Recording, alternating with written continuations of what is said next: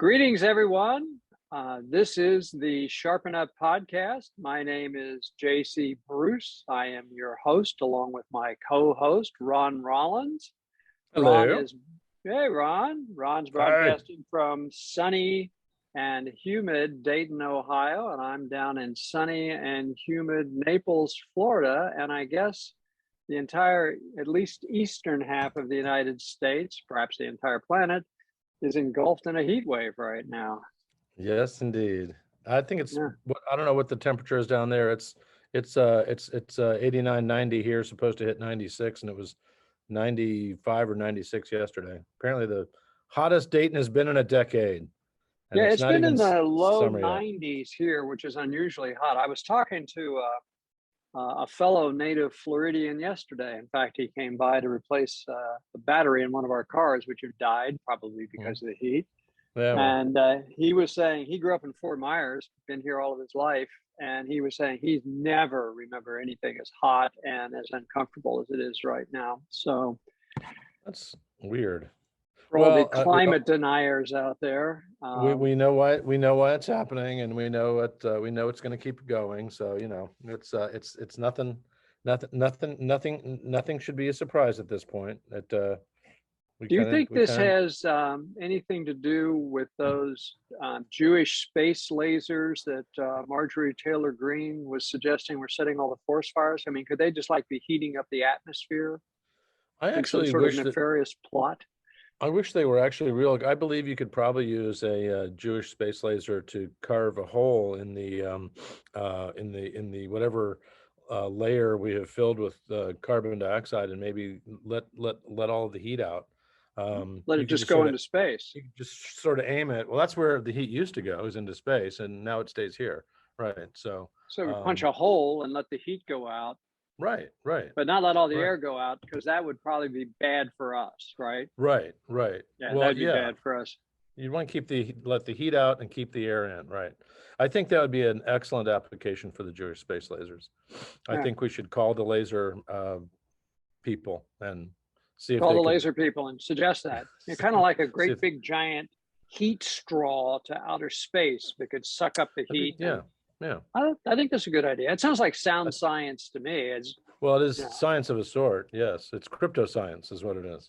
Crypto science, yes. I like that. I like that. Well, and in addition to the heat wave outside, the studio is got the AC is wonky today, so it's I'm sweating in the studio because it is it's hot out there and it's hot in here. So it's not as hot in the studio as it is outside, but it's still hot. So anyway. It's funny you mentioned that. I got AC repair guys coming here to my office today for the very same reason. Well, I wonder if this is all part of some sort of conspiracy pulled together by the AC repairman, cabal, just to generate more business. I think that's entirely possible. I don't think we can rule anything out at this point. And as we know, conspiracy theories are, of course, the going thing. Speaking of which, did you watch the hearings the last couple of days? Yeah, I'm glad you brought that up. I knew you would be. Yeah. For our listeners and viewers, you should know that Ron and I have extensive prep sessions before we begin pushing the record button for these podcasts, consisting of detailed research and rehearsal that lasts anywhere from, I would say, 30 to 60 seconds before we launch into this thing, somewhere in that neighborhood. So we actually hadn't talked about the hearings, but I'm glad you did, because yes, I've been riveted by them. And it's really been great, because I was completely absorbed by the Johnny Depp Amber Heard trial, and was starting to go into withdrawals from live streaming, action-packed, dramatic television. And then here we go. We have the January 6th hearings. Right. Now, unfortunately, the Heard trial, Depp trial, was every day. So you still aren't getting as much of the maximum live TV drama blast that you were enjoying before. You have to wait several days. Plus, we're recording this on the morning of June 15th, and we wouldn't be doing that because there was supposed to be a hearing this morning.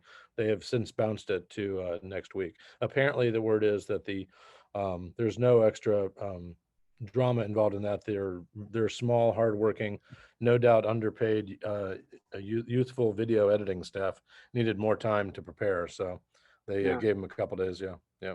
So Well, you always bring your own biases and perspectives into these things, but I have to say I was prepared to be underwhelmed by the hearings agreed. and had just the opposite impact on me. I thought not only were they structured very well, Hmm. it's pretty obvious the way they sort of laid out the bill of indictments, and then Hmm. subsequently they're walking their way through the evidence, much like you would do, well, much like they did in the Johnny Depp Amber Heard trial. Not to Right. trivialize January 6th, but I mean, it is a typical kind of courtroom procedure. Right. And I have to say, uh, especially after listening to Liz Cheney over Hmm. a couple of these hearings now, that we have to add to the list of things that you never ever want to do in life. You never want to tug on Superman's cape. You never want a sword fight with Right. Zorro. And you No, really don't want to piss off Liz Cheney. no, I you don't. mean, she is formidable. Yeah, she's And pretty good. And also she's rather heroically putting her congressional career into the crapper, because I mean, she politically she's not going to survive this. I mean, she's from a very red state, and they're, what, the party they're already in Wyoming already threw her out, right? Or at least censured her.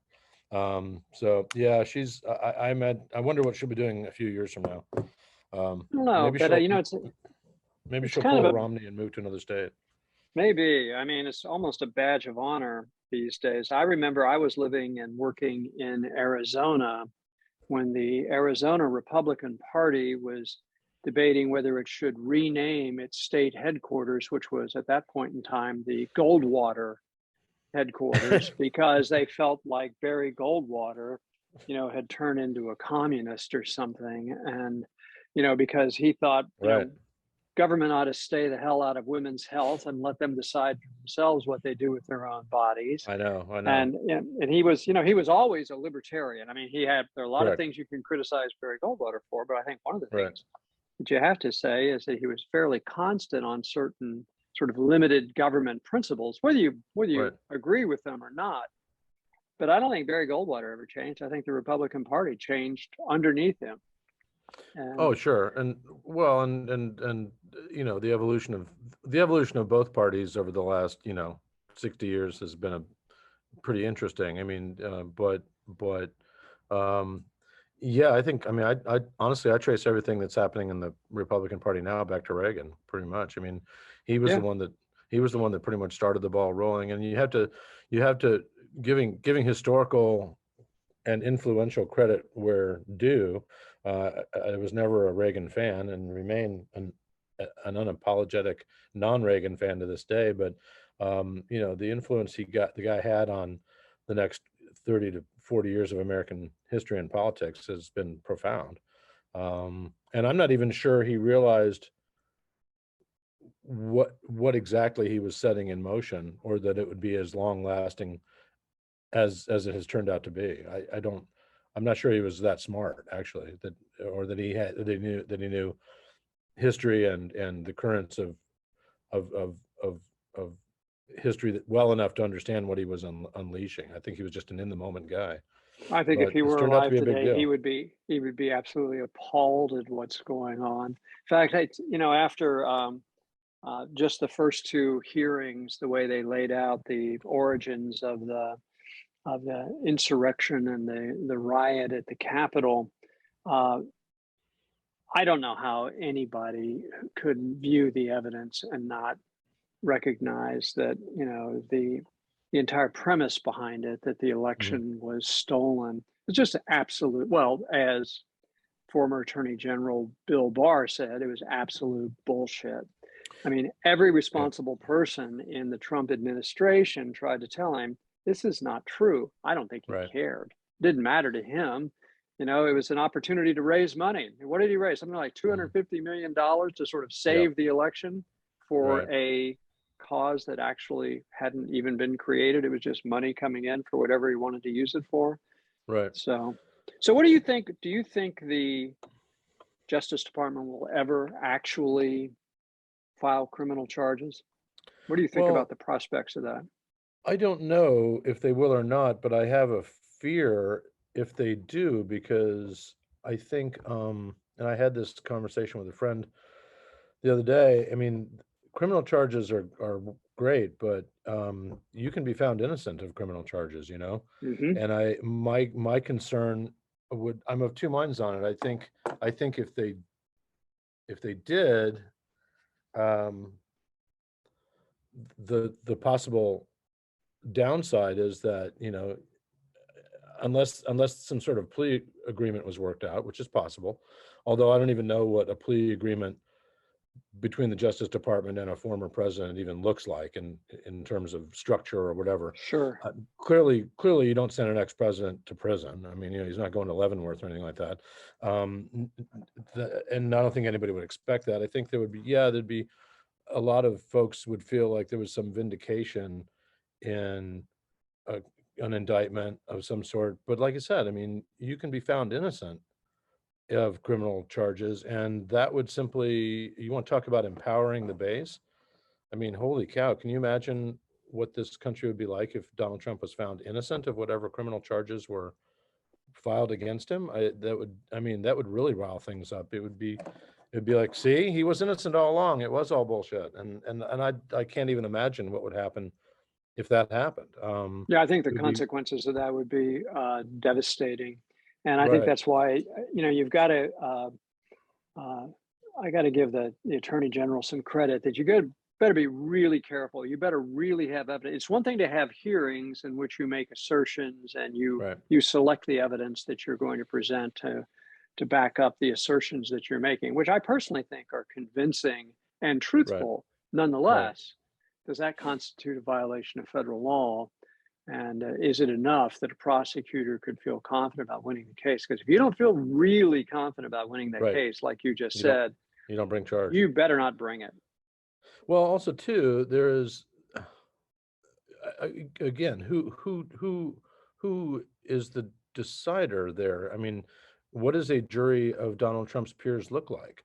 I d- uh, Technically speaking, that would be a group of people in which at least six of them were conservative voters, right? I mean, right? Or do you have a three judge panel, which you sometimes have in criminal Mm-hmm. cases at the request of which is always at the request of the defendant, by the way, to have a judges panel instead of a jury. Okay, I mean, you have to have three federal judges who are going to be chosen by whom? Where, I mean, how the all of the entanglements that occur. I mean, granted, there's a whole bunch of folks who would love to see, cuffs slapped on Donald Trump and see him frog marched into, the county jail for a couple nights of no Diet Coke and rough treatment. However, like I said, I mean, what does a criminal proceeding even look like in this case? Also, too, I mean, I may be really wrong about this, but sedition is kind of also a philosophy, right? I mean, it, right? I mean, Yeah. that's why sedition has never really stood up as a an institution, a big institution in our history. It's like sedition is. I mean, murder is not a philosophically based charge. Sedition is. It's who's whose interpretation of whether or not you're for were the Minutemen committing sedition, in Lexington and Concord? Oh, Yeah, they were. I'm certain that if King George Right. could have got a hold of him and put him on Right. trial, the answer would be yes. Right. Right. I mean, and then that's where you get into the weird entanglements of, these right-wing militias and stuff. These guys actually really think they're doing something proper. Um, you know, uh, they think they're doing something proper. We don't agree with that, but they think that they are standing up for what they see as the right way that the country should be run, and that it's going, that it's not, and that isn't happening without them helping. And You again, know, I don't agree with that, but that's their, I don't think there's any doubt that they truly do believe that.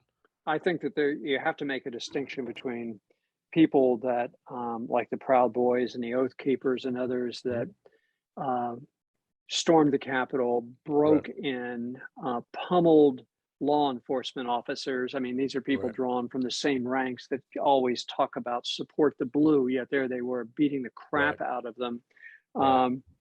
And you have a bunch of yahoos that would just love any excuse to behave like that.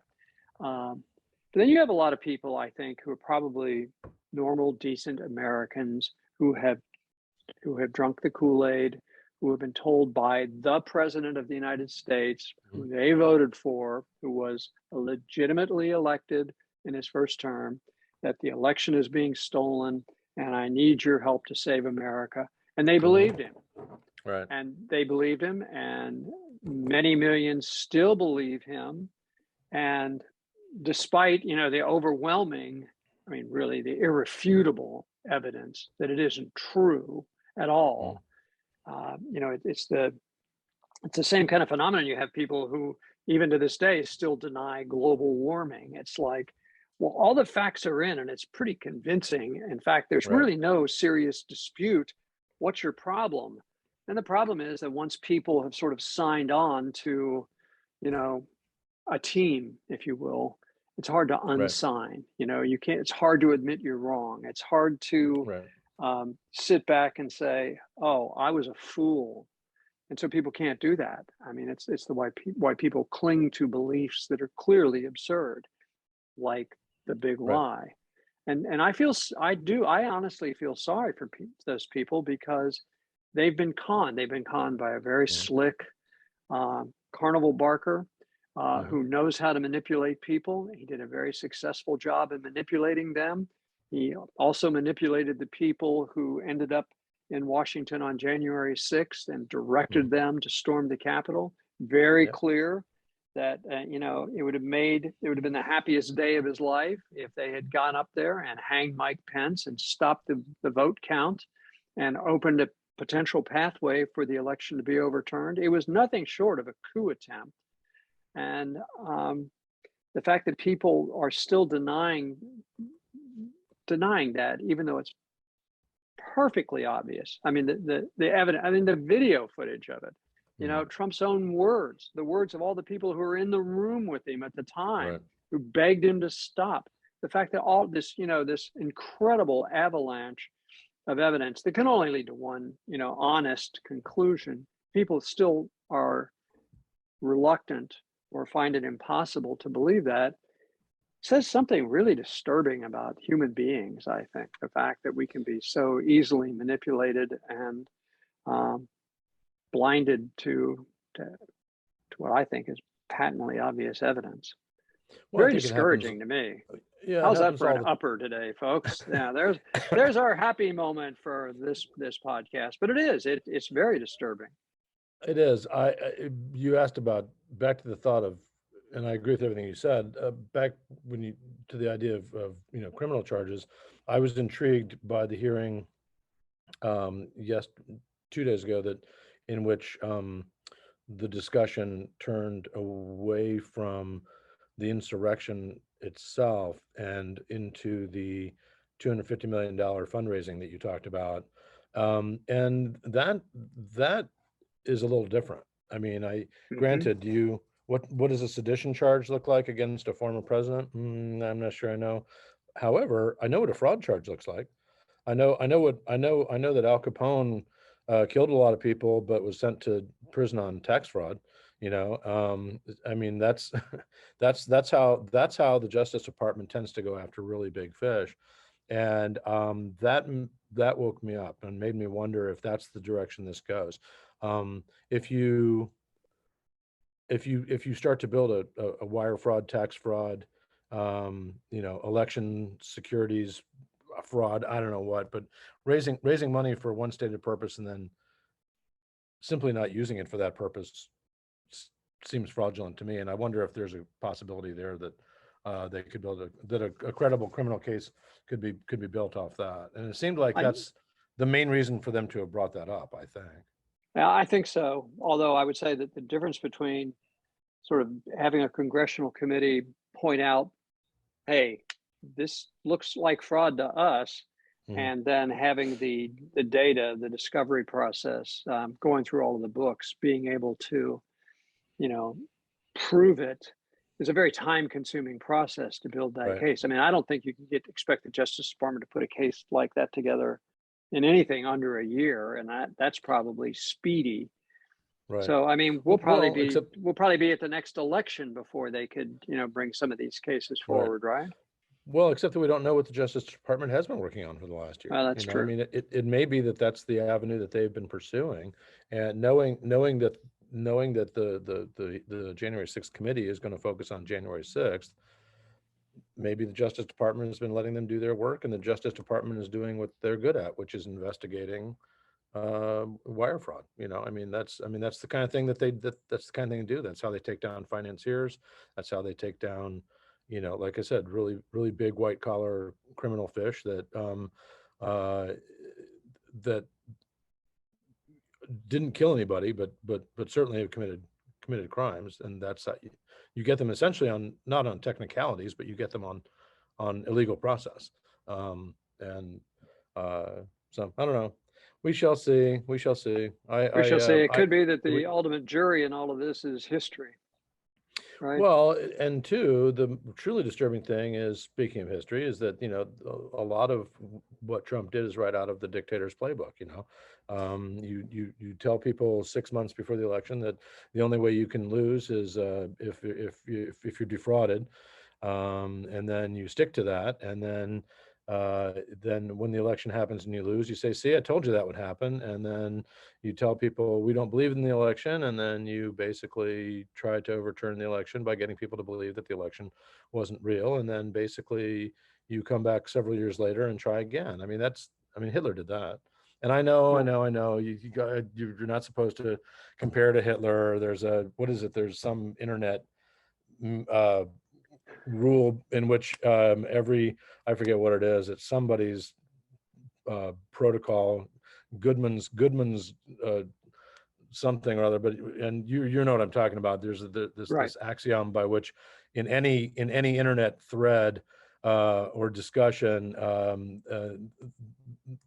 some comparison to the Nazis or Hitler will be made within like 50 comments. So I'm sorry about that, but really that is how democracies get overturned, and I think that's what a lot of people are worried about. So speaking of Hitler, we were at breakfast the other day at an outdoor cafe called Skillets, and it's one of our favorite places to go on the weekend. It was my wife Sandy and my daughter Casey and I, and as we were leaving the restaurant, we saw this pickup truck with a sticker on the back window, and it was something along the lines of an Antifa hunting license.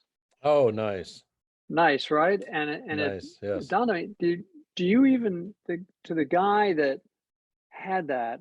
Do you even know what Antifa means? Right. I mean, it's anti-fascist, and do you know what a fascist is? Right. Right. And speaking of Hitler and all those guys that stormed the beaches in Normandy, Utah Beach, Omaha Beach, Patton, Eisenhower, the whole crew, they were like the original Antifa, right? Actually, this is what you're against. You're anti-fascist. Do we know what double negatives are out there? Antifa. Now you're expecting pickup drivers to know rules of grammar. I'm sorry. That'll come back to haunt me, I'm sure. That meme went around. Right. That meme went around a lot on June 6th. The pictures of there were a lot of pictures on Facebook and Instagram of the soldiers piling out of the back of the amphibious vehicle onto the beachhead and going like 78 years ago today, this is what the original Antifa looked like, and it was like, oh, bring it on, that's good. But oh well. That was June 6th. That's right. It was. We should mention in the few minutes we have left, Jeff, that the the Sharpen Up newsletter, which you sent out on June 1st, and which was a very chewy one, by the way, did mention numerous special days in June. And as everyone knows, yesterday, June 14th, was Flag Day. Today, June 15th, according to your very own newsletter, is National Prune Day. And I don't know. Have you got your prunes yet, Ron? I did not have my prunes today. No, I did not. I had a piece of toast instead. Sorry, I did not. But yeah. I can share several others. You have National Jerk. Oh, wait. Wait. The 17th is the 50th anniversary of the Watergate burglary arrest. That's right. Yeah. Wow. Oh, yeah. That should be. We should talk about. We should bring that back for the next podcast. Well, let's do because a special Watergate edition. Yeah. So we have the June 6th hearings going on the 50th anniversary of Watergate. Right. And I don't know, and this may be a little bit of a sidetrack from where you were going, but speaking of Watergate, did you happen to see the series on TV called Gaslit? No, I heard about it. You should see it. Is that the Martha Mitchell? Martha Mitchell is sort of the centerpiece of it, but so is John Dean and John Mitchell and others. Right. I mean, the whole fun gang is there. Ehrlichman, right. Haldeman, right. All the plumbers are there. But it's a look at the entire Watergate break-in and subsequent fall of the Nixon administration, sort of through the eyes of like Martha Mitchell, for instance, who was fundamentally kidnapped by her husband and drugged so that she wouldn't say anything. Right. I mean, he should have gone to prison just for that. And John Dean, who, in the pursuit of glory and access to the president, because he was a young man with ambition, next thing you know, he's going to prison himself for being a conspirator to fundamentally do the same thing that the January 6 people were trying to do, which is to thwart the presidential election. But it's a marvelous series. But yeah, we should spend some time on Watergate. We should. In fact, I just ordered a brand new copy of All the President's Men. The movie or the book? The book. I'm going to reread the book. I should reread the book too. It has been many years. It might have been college since I read the book. But I've seen the movie many times, and to your point about John Dean, to me, one of the most memorable parts of the movie, and it's one of the best movies ever, is the Donald Segretti character down in Miami when Bernstein is talking to him out on his balcony, and he gets emotional and upset because he realizes he's going to jail. And Bernstein is like, well, why did you, Dustin Hoffman is like, why did you do this? And you knew it was wrong. And he said, because I was a young man right out of law school, and I got a call to serve the president of the United States. You don't turn that down. And I thought, and that has always struck me, even when it's a president that you don't like or that you despise, as per our earlier podcast conversation today. There's something to that, I mean, there are a lot of people that I don't think like the presidents that they've worked for, but they feel they can't turn down that call. And I think that's always stuck with me. But it's a great movie. We should do that. We should do that next time. Okay. Let's do it. That'll be our next podcast. Let's talk about Watergate. I will rewatch the movie between now and then. All right. And, all right. Me as well. Sounds like a good plan. That'll be fun. All right. Sounds good. Right. I'll see you next time. Okay. Well, listen, this has been a great podcast, great conversation, and very good. Okay. All right. Till next time. Sharpen up. Sharpen up. Right. Sharpen up.